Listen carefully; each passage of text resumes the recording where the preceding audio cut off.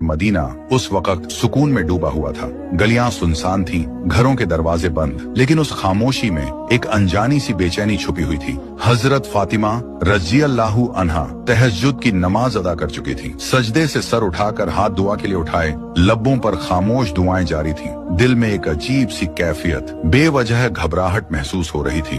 अचानक दूर पहाड़ों की तरफ से गरजदार आवाज आई, शेर की दहाड़।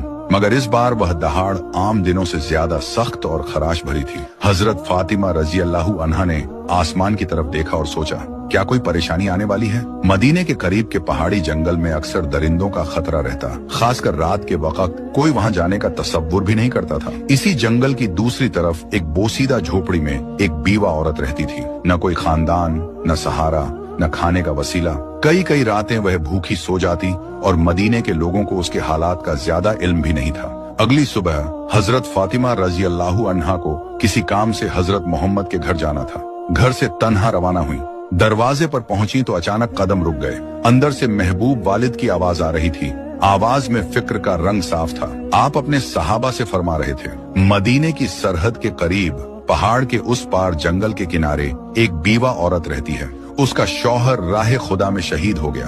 वह बहुत गरीब है और आज 2 दिन से भूखी है। हमें उसके लिए खाना पहुंचाना होगा। उसकी मदद करना हमारे ईमान का हिस्सा है। साहबा ने अर्ज किया, या रसूल अल्लाह, हम जरूर जाना चाहते हैं, लेकिन वहां जाने के लिए जंगल से गुजरना होगा, जहां खतरनाक दरिंदे हैं। आपने फरमाया, तुम्हें डरने की जरूरत नहीं, दरिंदे भी अल्लाह की मखलूक हैं। जो अल्लाह के नाम पर जाए उसे कोई नुकसान नहीं होता। ये अल्फाज हजरत फातिमा रज़ियल्लाहु अन्हा के दिल में उतर गए। आंखों से बेआवाज आंसू बह निकले।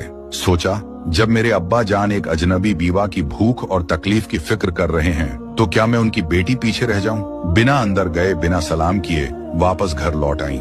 घर पहुंचकर चूल्हा जलाया, अपने हाथों से 2 रोटियां बनाई, कुछ खजूरें ली, कपड़े में बांधा और निकल पड़ी।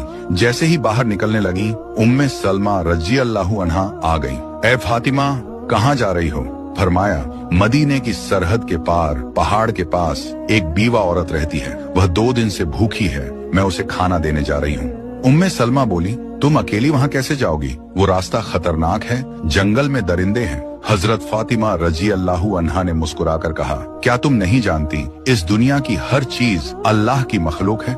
जंगल के दरिंदे भी अल्लाह का जिक्र करते हैं। अगर नियत खालिस हो तो अल्लाह हिफाजत खुद करता है। वो तपते हुए रेगिस्तान के रास्ते पर निकल पड़ी। सूरज ढलने लगा, आसमान नरम रोशनी में नहा गया। इधर नबी ने एक सहाबी को बीवा औरत के पास भेजना चाहा, मगर मुस्कुराकर फरमाया, शायद तुम्हें मालूम नहीं, फातिमा पहले ही निकल चुकी है।